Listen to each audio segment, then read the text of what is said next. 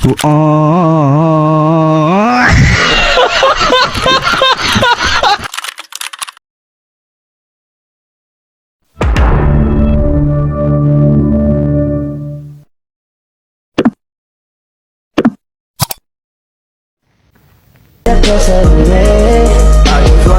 yan pa ba yung mama, inanay?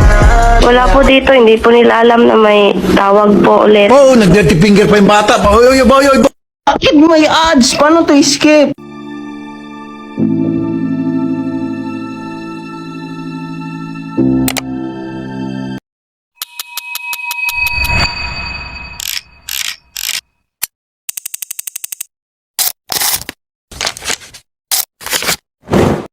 Magandang umaga mga ka-istorya. May complaintang dala ngayon si Magellan D. Explorer laban kay Lapu-Lapu Double Tobol.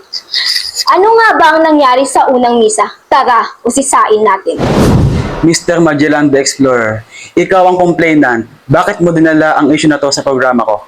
Sir Taffy, grabe ang pangyayari. Nagbisa lang kami sa Limasawa, tapos sinugod kami ni Lapu-Lapu. Kala ko ba friends na kami after ng binyagan? Lapu-Lapu, respondent ka. Bakit mo sinira ang misa?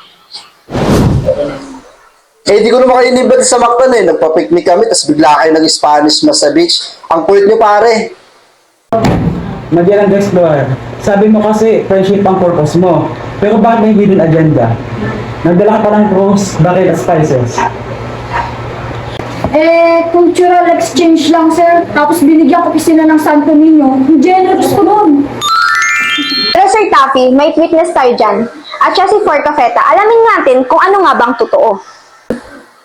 Mga podcast, totoo po. Si Magellan nagmamadaling mag-colonize. Ang sabi niya, Forcafeta, isulat mo sa journal, discover ko ang Pilipinas. May tao naman dun, di ba?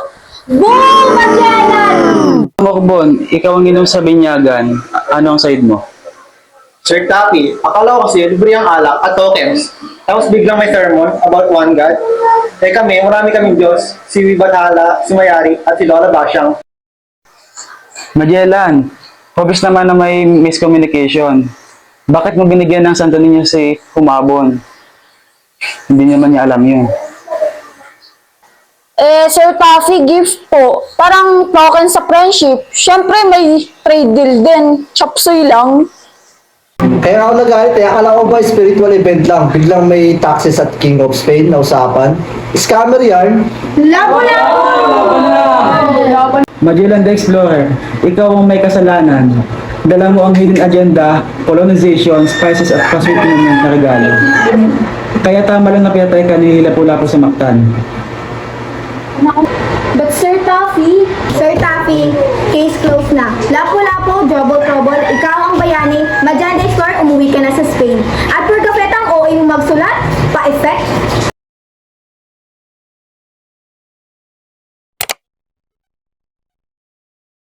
Magandang umaga po mga ka-istorya. Ngayong araw may bagong issue na naman tayong lulutasin. Nandito ngayon sa studio natin si Aling Rosa, 68 anyos, isang magsasaka mula sa Isabela. Aling Rosa, anong problema mo? At tila namumutla ka sa iyong pag-aalala. Idol Taffy, tulungan niyo po kami sa lupaing sakahan na pinaghirapan namin ng 30 taong na gustong ibenta ng developer para gawing subdivision. Teka, Aling Rosa, agrarian reform beneficiary ka, di ba? May titulo ba yan? Opo, Idol. Ito po yung titulo ko sa ilalim ng corp na pinipilit ibenta sa mahabang halaga. Wala nang choice. Ang klaseng katuwiran yan. Ang lupaing sakahan ay para lamang sa mga magsasaka. Hindi para sa mga negosyanteng walang hangad kundi ang kumita. Atty. Briones Nandar, nasa linya na ba? Opo, Idol. Nasa kabilang linya na po si Atty. Atty. Briones, nakaliwalag na itong sitwasyon ni Aling Rosa. Magandang araw po, Idol Taffy. Based po sa ating batas, Particulars Republic Act No. 6657, as amended, CAR or Comprehensive Agrarian Reform Law, ang mga lupaing sakahan na napasailalim sa programa ay protektado. May itinakda rin po tayo regulasyon sa land use conversion o pagpapalit ng gamit ng lupa. Kailangan po iyan ng permiso mula sa DER at may fit ang mga kondisyon. Ito ang isang bayang developer ng attorney. Sa aming record po sa central office, wala po, Sir Taffy. Tila illegal po ang kanilang ginagawang pag-ago o pagbili sa lupa ni Alin Rosa. Yan. Narinig mo yun, Ane Rosa? Illegal ang ginagawa nila. Ngayon, tawagan natin si Mr. Valenzuela. Nasa kabilang linya na ba? Opo, Idol. Nasa kabilang linya na po si Mr. Valenzuela. Mr. Valenzuela, good afternoon. Kayo ka po na bumilit na bilhin ang lupa ni Aling Rosa. Idol, negosyo lang po. Nakita namin prime location yung area. Maganda para sa bagong subdivision. Tsaka, pumayag naman daw po si Aling Rosa noong una. Nangako kami ng malaking nalasahan niya. Pumayag dahil pinilit nyo at sinamantala nyo ang kahirapan nila.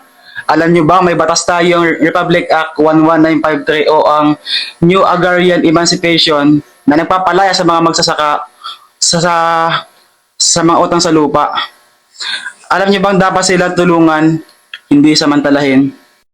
All permit, kailangan nyo ng DAR permit. Nasaan ang respeto nyo sa mga magsasaka? Attorney Briones, ano ang akin dito? Idol Taffy, magpapadala po kami agad ng cease and desist order o CDO sa developer at sa LGU para patigilin ng anumang development. Sasampahan din po lang sila ng kasong paglabag sa batas ng agrarian reform. Ang sabi ni Atty. Briones, wala kayong permit sa DAR para sa conversion. So, illegal ang operasyon nyo. Pero may local government permit po kami for the classification. Narinig mo yun, Mr. Valenzuela?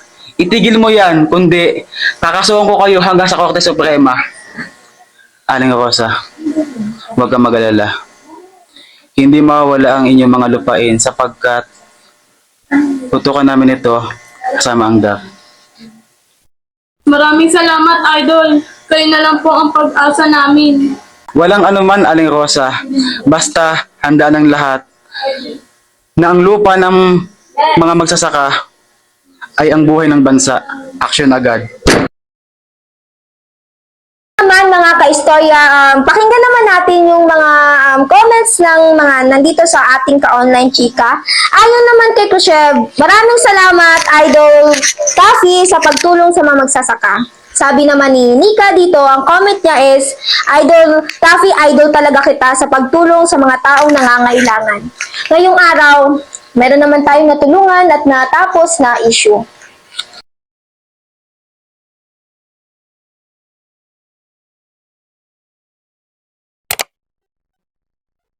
Umaga, mga ka-istorya at mga kababayan, Sir Taffy, narito ngayon si Leonora kasama kanyang kasamahang manggagawa na nireklamo sa General Paeng sa pagtatrabaho sa kanyang manggagawa.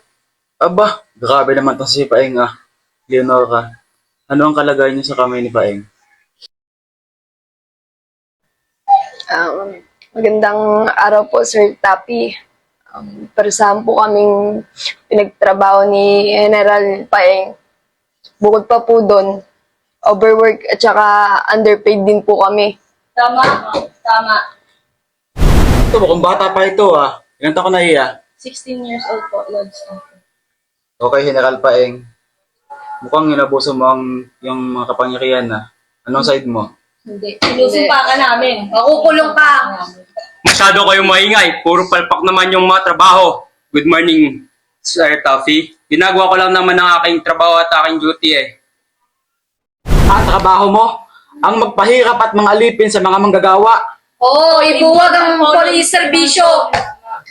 Gabi ng pagpapahirap at pag-aalipin niyo sa amin. Grabe. Anong pagpapahirap pa kayo sa pinagsasabi? Halos buong araw ka nga mag-break time Totoo ba yun, Leonora? Slide lang po, Idol Taffy. Pero hindi pa rin po tama na pinapahirapan nila kami sa pagtatrabaho tapos kulang yung sahod namin. Ano yun? Diba umamin ka din? Pero tama ka. Hindi pa din tama ang sistemang binuo ng gobyerno. Kaya sa abot ng aking makakaya, kasama ko sa dulo. Maraming salamat po, Sir Taffy. So, yun na mga ka-istorya at mga kababayan, dito na po nagtatapos ang issue na to at naayos na rin siya, case closed. Thank you.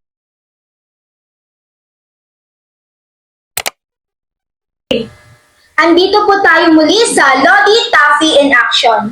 Ngayon, ang reklamo natin, Sir Taffy, ay tungkol sa mag-asawa. Nako. Ayun, Shari.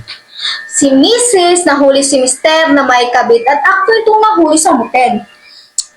Nako po. At na-videoan pa. Opo, Sir Taffy, panoorin natin ang video. Sila, ma'am. Room service, may check lang. Walang hiya ka? Kapal na mukha mo! Ikaw ang babae ka? Malandi ka! Pamilyadong tao, kinakirenteng mo! Tawa niyo ako! Ayun na nga, nandito sa kaliwa si Rebecca. At tawagin natin ang asawa ni Rebecca. Di ko na asawa yung malandi na yan. Eddie. Bakit ka nakasalamin? Lodi, bakit ako? Anong gagawin mo, Eddie? Hindi mo ba nalabag sa batas iyan? Attorney Tabo, asa linya na ba? Opo, nasa kabilang niya na po. Magandang hapon po, Sir Taffy. Opo, may parusa po ito sa batas. Ayon sa Family Code of the Philippines, Executive Order Number 209, adultery or concubinage, these acts of sexual infidelity are criminal offenses under the revised penal code, with penalties of imprisonment for the guilty parties. Maganda. Nako po, may video pa, attorney. Makita ko nga po sa video, may testigo pa. Pwede po sila huliin agad dahil nasa probable vulgar sila. Kasi silang dalawa lamang. Narinig mo ba yun, Eddie? Opo, Idol Taffy.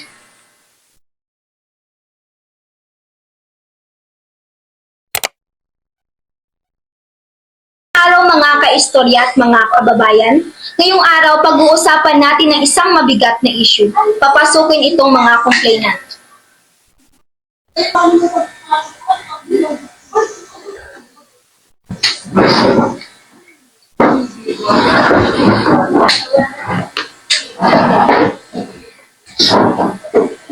Idol Taffy, kami po yung mga paring bumbulsa. Kami po pinagbibintangan na kami daw po ang utak ng rebellion dito sa Cavite. Idol Taffy, wala kaming kinalaman sa mga bagay na ipinaratang nila sa amin. Gusto lang namin mabigyan ng pantay na karapatan ang bawat Pilipino. Nagdadasal lang kami. Bigla nila kaming ginawang rebelde at sinisis ng mga Espanyol na yan.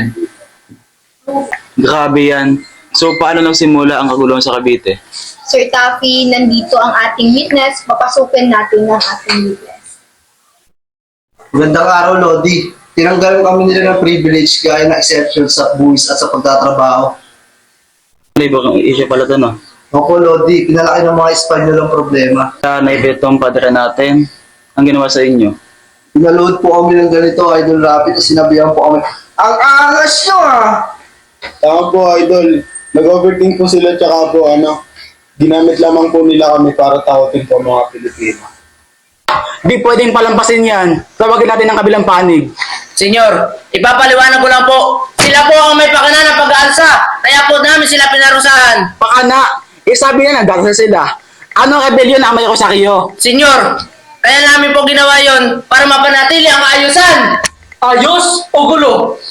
Di ba kami mga inosenteng pari, dinamay nyo? Wag naman ganon. Mali ang magpakatang ng walang ebidensya.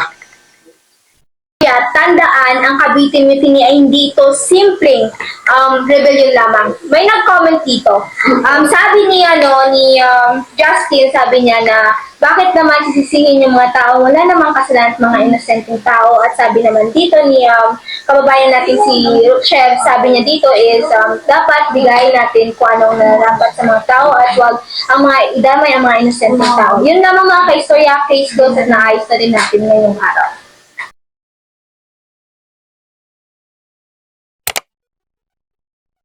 Magandang araw mga kaistorya at mga kababayan. Joseph, nag-retract. Tagisa na katotohanan, now na. Joseph, ginawa mo ang lahat. Mahirap yan. Na para bang sinabing hindi masarap ang adobo. Pero, Father Balaka girl, nag-witness ka. Anong say mo? Sir Dulpo, mangiyak-iyak pa sa akin yan si Joseph. Tapos sabi sa akin, sorry na padre, magsisimba na ako every Sunday. Tapos biglang kain ng bibig ka. Ito mismo ang retraction letter na gawa ni Archbishop Bernardine. Ako sumulat nito with feelings. Nag-confess si Joseph sa akin. Sabi niya, joke lang mga nobela ko. Peace tayo. Tas sabay group hug kami. Oh, fake news! Becky, ano masabi mo? Si Joseph mahilig magdrama, isang araw galit, isang araw friends, parang Mobile Legends. Eh para sa peace of mind ko, binigyan ko si Becky ng singsing.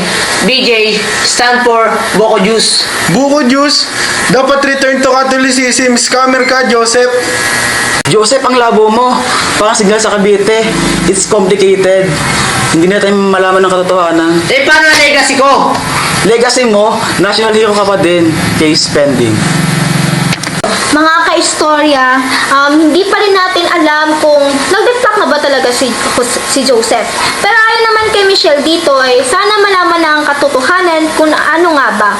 At sabi naman dito ni Minaj is sana maayos na ito at wala nang debate pa.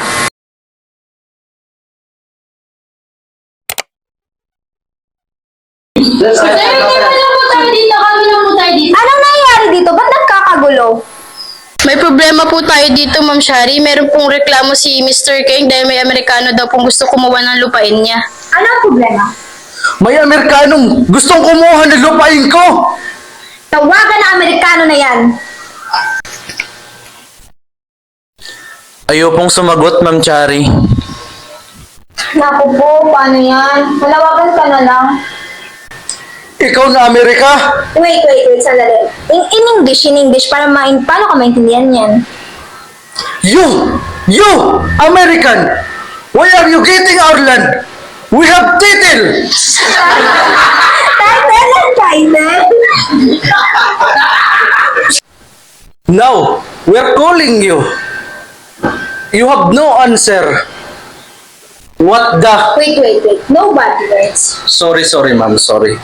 Ikaw, Amerika! In English, paano ka maintindihan? Cut mo na gusto. You, American! Stop! Look! Listen! And learn! Naman may nang-paprank lang sa'yo. I don't know if it is true or false. Ayusin na lang ng staff namin to. Maraming salamat, Mr. Keng. Mabuhay ka.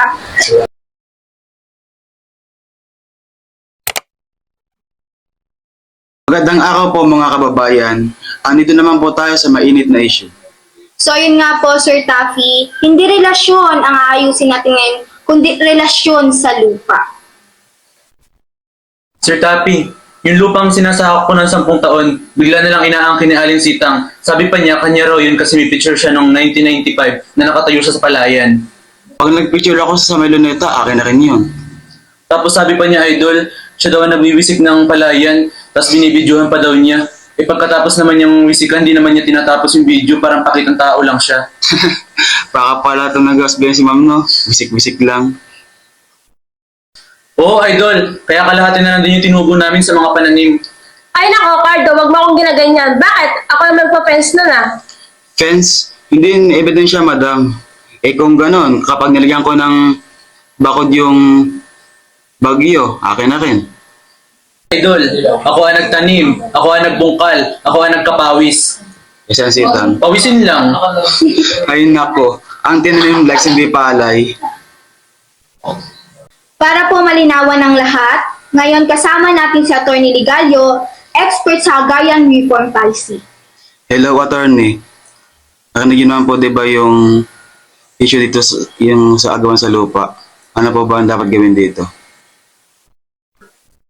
Yes, Sir Taffy, ayon sa batas, ang lupa ay dapat ibigay sa tunay na nagsasaka. So, under the Comprehensive Agrarian Reform Law, kung si Mang Cardo ang matagal nang nagsasaka, siya ang may karapatang magpari-ari. Si Aling Sitang naman ay pwede lang kung siya ay beneficiary nito. Malinaw na mga kaistorya, mga kababayan, sa ilalim ng Agrarian Reform Policy, ang lupa ay para sa tunay na nagbubungkal, hindi sa nagbubunganga. Madam, alam niyo naman po di ba yung sinabi ni attorney? Ngayon, tanungin kita. Itutuloy mo ba yung pag-angkin sa lupa? Hindi na po, Idol. Ipabayo ko na lang po sa kanya. Malam po. Maraming salamat po, Idol Tapi. Huwag mo akong pasalamatan. Pasalamatan mo ang batas at ang sipag mo.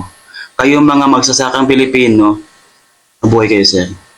Paalala at tandaan mga kababayan, sa Agrarian Reform bawal ang swapang.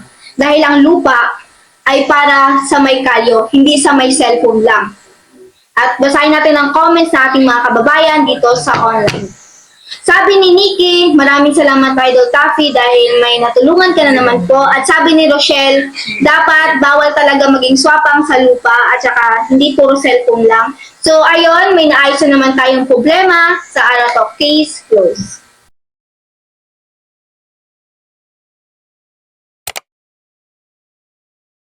Mga kaistorya, Sir Taffy, ang susunod naman nating reklamo ay mga nag-aagawan sa puso ni Jose. Nak, problema nga yan. Totoo. Yung sino ba yung mga yan? Sila po, si Nora, Becky, si Chichay, at si Consuela. Labing-isang taon na liham, ako ang kasama niya sa dapitan. Sa mga huling taon niya, nang wala siyang malapitan, nagkaroon kami ng anak, bagamat namatay rin. May punto ka, binibining Becky. Ikaw naman, binibining Utichay. Mahalaga ang presensya, binibining Becky. Ngunit ang pag-ibig ay hindi lamang sa hirap na susukat. Sa panahon ng hapon, binigyan ko siya ng kapayapaan sa loob. Pinakita ko sa kanya ang kultura at sining. Kung hindi lang dahil sa kanyang misyon, baka nanatili siya sa akin. Kaluluwa? Presensya? Paano naman ako nagbigay sa kanya ng aliw sa Madrid habang siya ay nag-iisa at nagdadalamhati? Gumawa pa nga siya ng sulat para sa akin eh. Tula, ang alas senyorita. Isa ako sa naging inspirasyon niya sa gitna ng pakikipagbaka sa Europa. Wala lang iyan, Consuela. Naisip mo ang ginamit ka lang niyang para usan? Ikaw, huwag mo ko husgahan. Dahil ako yung narito nung mga panahong nag-iisa siya. Mukhang ang bawat isa sa inyo ay mahalaga sa kanyang buhay. Huwag tayong mag-away. Lahat tayo nagbigay ng lakas kay Joseph. Siguro nga namatay siya dahil sa Pilipinas. Mga kaistorya, Sir Taffy, pakinggan naman natin yung mga opinion ng mga tao na nasa labas. Hello Sir Taffy, hingi po tayo ngayon ng opinion dito sa ating sa labas. So, ito tayo. Ito po. Ano po pangalan niyo? Pala si Mika. Sir Taffy! Ano pong masasabi niyo ngayon sa nangyayari sa loob, sa ating reklamo? Sige na, kaya niyo po yan.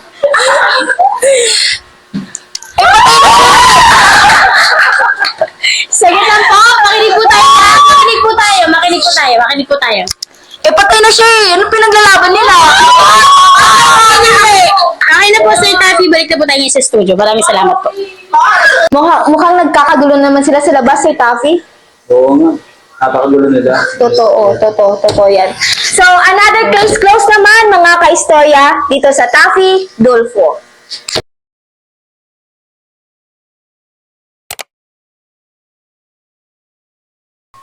Andito muli tayo sa Idol Taffy na action. May nakakawang pangyayari ngayon sa service crew na pinagtripan ng kanyang manager sa restaurant food. Di magandang biro ito. Ito, panoorin natin. Andito ngayon tayo sa studio kasama si Marie at ang kanyang nanay na si Nikki. Mukhang naiiyak-iyak pa si Marie sa nangyayari. Unang trabaho mo ba tayo ni Iha? Opo, attorney, akala ko kasama iyon sa trabaho. So anong dahilan bakit ka pinagbilang ng tiles? Dahil daw nag-inventory ako. Kailangan daw bilangin bago umuwi. Pero naka-punch out na ito.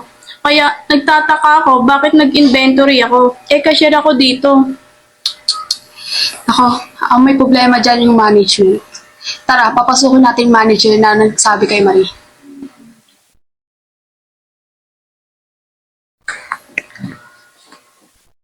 Ikaw! Nakapag-aral ka pa man din! Bakit ginawa mo yun sa anak ko? Ma'am, kalma ma'am. Mukhang kanina ka pa nagpipigil ng galit yun. Humihingi po ako ng tawad. Hindi ko po akalain na aabot sa ganito. May mga ganito talagang pangyayari sa trabaho. Ngunit hindi to maganda lalo na sa mga kabataang first time job. Pakitawagan nga si Atty. Ramon kung pasok ba ang 1987 Constitution kay Miss Marie. Okay na po, attorney. Nasa kabilang linya na po si Atty. Ramon. Okay. Hello, Atty. Rich. Magandang hapon. Magandang hapon, Atty. Ramon. Kanina ka pa ba nakikinig dyan, Atty. Ramon? Atty. Rich, at napanood ko ang video mukhang meron pang aabot sa pangyarihan. Ang nangyari, ayon sa 97 Constitution of the Philippines, Article 30, Section 3 shall guarantee the rights of all workers to self-organization, collective, bargaining, and negotiations and peaceful concerted activities, including the right to strike in accordance with law. They shall be entitled to security of tenure, humane conditions of work, and a living wage. Hindi na po ito mauulit. Tsaka, natanggal na po ako sa trabaho. Gusto ko lang po humingi ng tawad. Mama, huminahon ka. Naparusahan na siya. Baka pwedeng idaan na lang natin sa usapan. High blood na si Mama. Stop. Pwedeng padala mo na si Nanay Nikki sa clinic. Sige po, attorney. Nay, labas na po tayo. Dali. Ikaw, Marie, may bala ka bang magsampa ng kaso? Wala po. Naway maging aral na lang sa ating lahat. Hindi porket first time ay pagtitripan nyo na. At hindi kasama sa pagtatrabaho ni Marie ang pagbibilang ng tiles. Isa siyang kahera. So means, hawak niya ay pera lamang. Salamat, Marie. Sana mapatawad mo ako. Salamat, Atty. Rich. At ayun nga po, lahat ay di sumang-ayon sa ginawa kay Marie. Naway lahat maging spread ng kindness sa bawat isa.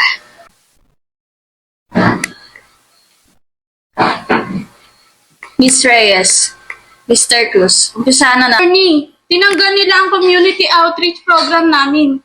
Wala daw budget, pero ang program na yun tumutulong sa mga bata sa barangay.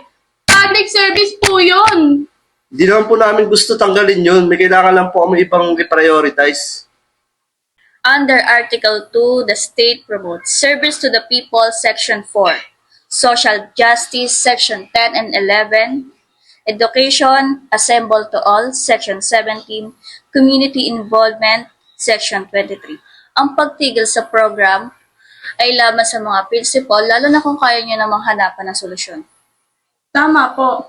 Hindi lang kami basta event. Outreach namin ang pagkoconnect sa school at barangay. Naintindihan ko naman po, pero kulang talaga sa budget.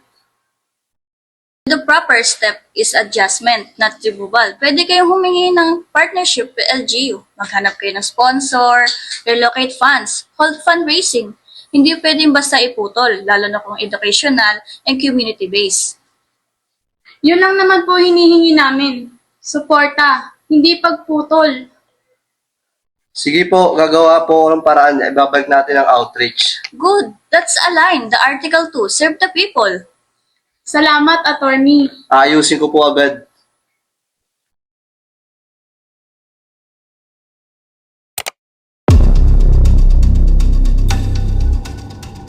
Magandang umaga mga kaistorya.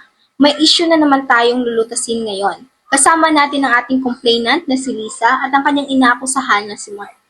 Okay, Lisa, Mark, balikan natin to ulit. Lisa, inaakusahan mo si Mark ng ano nga ulit? Ma'am Cherry, pinakakuha niya ako ng buwan at mga bituin. Sabi niya, magpapakasal kami at magkakaroon kami ng anak at tatayo kami ng bahay sa Cavite. Opo, ginawa ko yun. Pero seryoso po ako. Pero tapos nalaman ko about kay Bethany. Sino si Bethany? Kaibigan? Kaibigan lang ko lang siya. Kaibigan, nakikita ko sa likod ko sa loob ng 6 na buwan. Dinala ko pa sa Tagaytay. Dapat tayong pupunta sa Tagaytay. Tagaytay ha, kasama ang Bulalo at Tanawin ng Taal. Hindi maganda yan, Mark. Hindi maganda. Kaya Lisa, anong gusto mong mangyari ngayon kay Mark? Gusto ko, aminin niya na niloko niya ako. At babayaran niya lahat ng nagastos ko sa relasyon namin. Yung mga dates, mga regalo, at lahat. Anong masasabi mo sa mga akusasyon na to, Mark? Okay, sige na. Nagkamali ako. Punta ako ng Tagaytay kasama si Bethany. Pero hindi si Rose yun. Si Lisa ang gusto kong makasama sa Tagaytay. Pagkatapos ng 6 na buwan na kasinungalingan, Okay. Hatiin natin to. Mark, inaamin mo na nakikita mo si Bethany habang may relasyon ka kay Lisa. Inaamin mo na pumunta ka sa Tagaytay. Yan ay hindi magandang tignan. Alam ko po.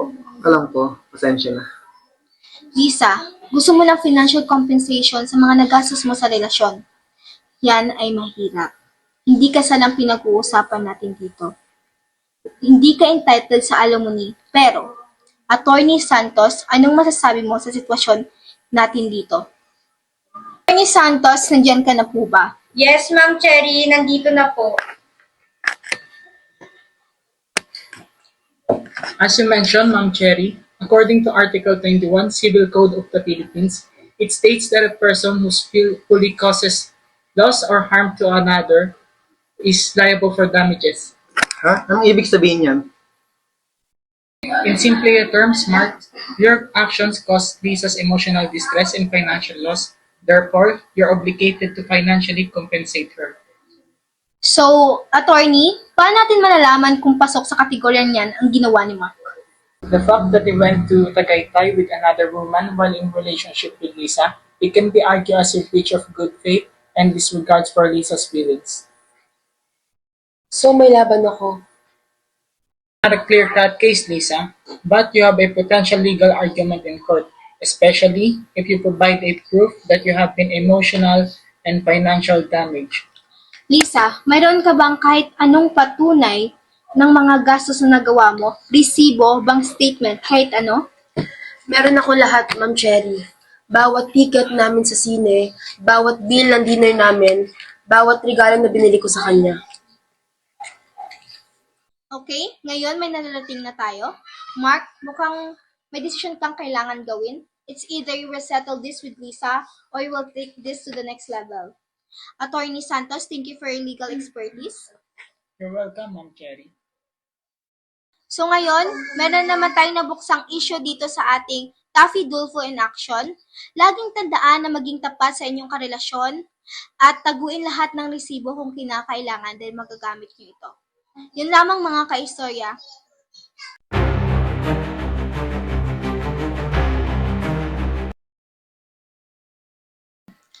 Mga kaistorya, magandang hapon. Welcome sa Taffy Dulfo in Action. Alam niyo naman dito sa atin, walang sinasanto. Kahit history, kailangan busisiin. Today, we're tackling a big one, the Philippine Revolution, especially ang pagpuwit ng sedula sa Pugadlawin. Bayani move ba yon o reckless act?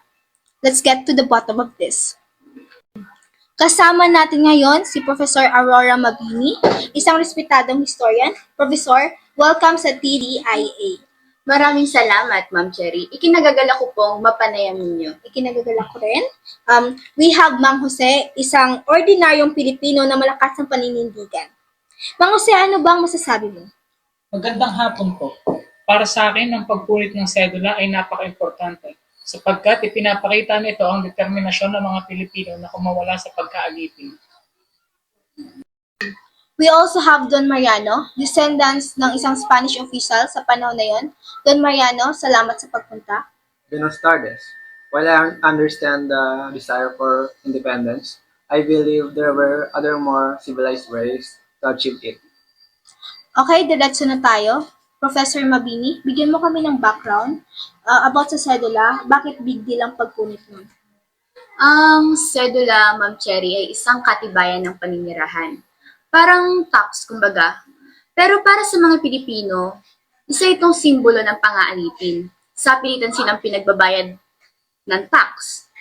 Para silang mga hayop na may markang pag-aari. Gets. So, nung pagpunit ni Andres Bonifacio at ng mga katipunan ng mga sedula nila, Mang Jose, para sa'yo, anong ibig sabihin nun? Ay nako, Ma'am Cherry. Para sa akin, deklarasyon yun. Deklarasyon yun na hindi na tayo alipin at kumakawala na tayo sa pagkakaalipin. Gets. Don Mariano, para sa'yo, anong masasabi mo dito? Well, I respect their patriotism. Destroying government documents was an act of treason. Mga batas doon, Mga batas na ginawa para apihin ang mga Pilipino, Don Mariano? Professor, may iba pa bang choice ang mga Pilipino noon? Sa teorya, meron. Pero ilang siglo na tayong inaapi. Yung mga peaceful reforms binabaliwala, yung pagpunit ng sedula, sumabog na lang bigla yung galit ng mga tao. Ipinakita nilang handa silang lumaban kahit pakamatayan ng kapalit. So, desperate time calls for desperate measure, kumbaga. Mang Jose, ikaw? Minsan, Ma'am Cherry, kailangan natin gumawa ng malaking hakbang upang tayo ay hindi apihin. At ang pagpunit ng sedula ang isa sa tanging paraan upang ipakita ang ating tapang at galit. Don Mariano, final words. history is complicated, but I may not agree with the methods. I can understand the desire for self-governance. So ayun mga kababayan, ang pagpuwit ng sedula ay isang kontrobersyal pero mahalagang pangyayari sa kasaysayan ng Pilipinas. Tama ba o mali? Kayo nang humusga. That's all the time we have today mga kaistorya. Kung may problema, huwag mag-atubiling pumunta sa aming programa. Paalala, laging ipaglaban ang tama at magbayad ng tax ha. Magandang hapon!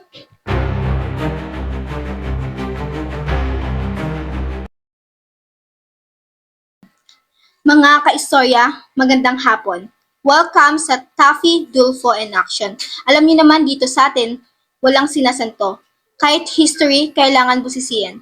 Today, we're tackling a big one, the Philippine Revolution, especially ang pagpuwit ng sedula sa Pugad Lawin. Bayani move ba yon o reckless act? Let's get to the bottom of this. Kasama natin ngayon si Professor Aurora Mabini, isang respetadong historian. Professor, welcome sa TDIA. Maraming salamat, Ma'am Cherry. Ikinagagala ko pong mapanayam ninyo. Ikinagagala ko rin. We have Mang Jose, isang ordinaryong Pilipino na malakas ng paninindigan. Mang Jose, ano bang masasabi mo? Magandang hapon po. Para sa akin, ang pagpunit ng sedula ay napaka-importante sapagkat ipinapakita nito ang determinasyon ng mga Pilipino na kumawala sa pagkaalipin. We also have Don Mariano, descendants ng isang Spanish official sa panahon na yon. Don Mariano, salamat sa pagpunta. Buenos tardes. While I understand the desire for independence, I believe there were other more civilized ways to achieve it. Okay, diretso na tayo. Professor Mabini, bigyan mo kami ng background about sa sedula. Bakit big deal ang pagpunit mo? Ang sedula, Ma'am Cherry, ay isang katibayan ng paninirahan. Parang tax, kumbaga. Pero para sa mga Pilipino, isa itong simbolo ng pang-aalipin. Sa pilitan silang pinagbabayad ng tax. Para silang mga hayop na may markang pag-aari. Gets. So, nung pagpunit ni Andres Bonifacio at ng mga katipunan ng mga sedula nila, Mang Jose, para sa'yo, anong ibig sabihin nun? Ay nako, Ma'am Cherry. Para sa akin, deklarasyon yun. Deklarasyon yun na hindi na tayo alipin at kumakawala na tayo sa pagkakaalipin. Gets. Don Mariano, para sa'yo, anong masasabi mo dito? Well, I respect their patriotism. Destroying government documents was an act of treason. Mga batas doon, Mga batas na ginawa para apihin ang mga Pilipino, Don Mariano. Professor, may iba pa bang choice ang mga Pilipino noon? Sa teorya, meron. Pero ilang siglo na tayong inaapi. Yung mga peaceful reforms binabaliwala, yung pagpunit ng sedula, sumabog na lang bigla yung galit ng mga tao. Ipinakita nilang handa silang lumaban kahit pakamatayan ng kapalit. So, desperate time calls for desperate measure, kumbaga. Mang Jose, ikaw? Minsan, Ma'am Cherry, kailangan natin gumawa ng malaking hakbang upang tayo ay hindi apihin. At ang pagpunit ng sedula ang isa sa tanging paraan upang ipakita ang ating tapang at galit. Don Mariano, final words. history is complicated, but I may not agree with the methods. I can understand the desire for self-governance.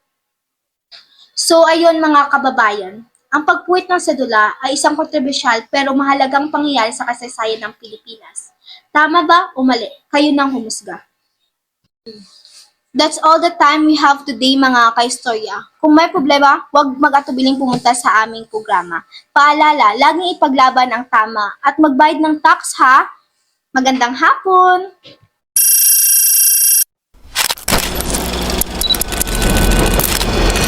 Magandang hapon mga kaistorya.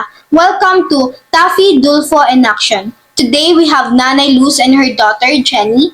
Jenny claims that her mother abandoned her and her children when they were young. Nanay Luz, anong masasabi mo dito? Ma'am Cherry, hindi naman po sa iniwan ko sila. Nagtrabaho lang po talaga ako sa ibang bansa para rin po sa kinabukasan po nila. Kinabukasan, ni piso nga wala kaming napala. Nagpakasarap ka dun sa abroad. Huminahon ka muna, Jenny. Huminahon ka muna. Nanay Luz, pwede ba namin malaman kung saan at ano ang trabaho mo? Sa Saudi po, Ma'am Cherry. Housemaid po ako dun. At magkano naman po ang sinasahod mo? 60,000 a month po. 60K? Ba't kami naghirap? Ipinadala ko naman lahat. Siguro, hindi lang nakarating sa inyo. Hindi nakarating? Sino nag-aalaga kina Jenny nung umalis ka? Ang lola ko po, halos mamatay na nga sa pagod yun para lang mabuhay kami. Anak, hindi ko naman ginusto to eh. Ba't mo kami iniwan? Okay, sige, para maliwanagan ng lahat. Nanay Luz, meron ka bang mga patunay na nagpapadala ka ng sustento sa iyong mga anak? Meron po, wait lang. Eto. This is from Jollibee. Ay, sorry. Nagutom lang ako. My God, Eto Nay. po. Jenny, anong gusto mong gawin ng nanay mo? Gusto ko lang malaman niya na nasaktan kami sa ginawa niya. Ang gusto ko lang ay humingi siya sa amin ng sorry. Anak, sorry. Sorry talaga. Sana mapatawad mo ako. Nanay, willing naman po ba kayo ngayon na suportahan si Jenny? Oo naman po, kahit ano. Okay, we will set up a meeting with our legal team to discuss proper support agreement. Another case closed naman mga kaistorya dito sa Taffy Dulfo in Action. Alalahanin at laging tandaan na pangalagaan at talagaan ninyo ang inyong mga anak. Araw mga kaistorya. Ngayong araw, meron na naman tayong isyong lulutasin. At nandito ating mga complainant na sina Beverly, Gina, Mike, Princess at saka Jen. At ang kanilang nireklamo na si Mrs. Miller. Okay, Mrs. Miller, bakit tinanggalan mo tong mga to ng mga walang matinong dahilan? At ayaw mo pang bayaran ng buong kanilang mga sahod? Ma'am, kasi hindi sila masyado magaling sa trabaho. Ano hindi magaling? Kami nga nagpapatakbo ng kumpanya mo. Ako ang nag-aasikaso ng social media. Teka. Ang ano bang sinasabi mong hindi magaling? Pwede ka bang magbigay ng example? Kasi si Beverly lagi nakatutok sa cellphone. Nagpo-post ako. Ako ang sumasagot sa mga customer natin at trabaho ko yun. Paano yung iba? Si Gina, masyadong tahimik. Si Princess, masyadong maingay. Si Jen, lagi ko lang nakikita nagkakape. Tapos si Mike, taga-awat. Nakakagulo! Ako nga nagdadala ng saya sa office. Ako nga ang sunshine nyo eh.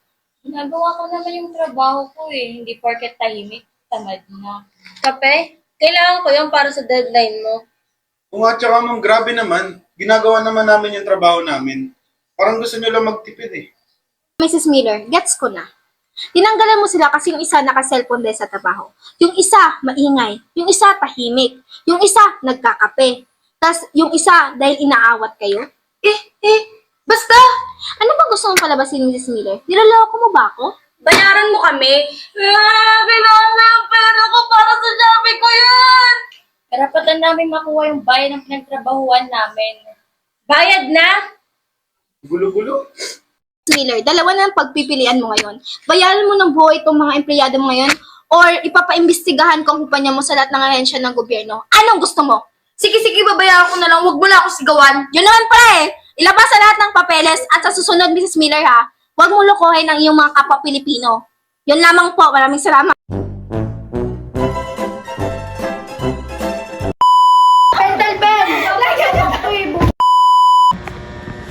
Hello. Mr. Magellan the Explorer. Wala kang Irvin? Ay, naman.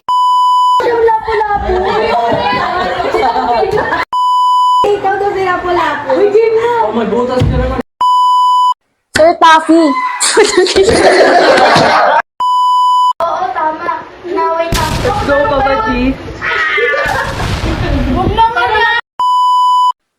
Now, we're calling you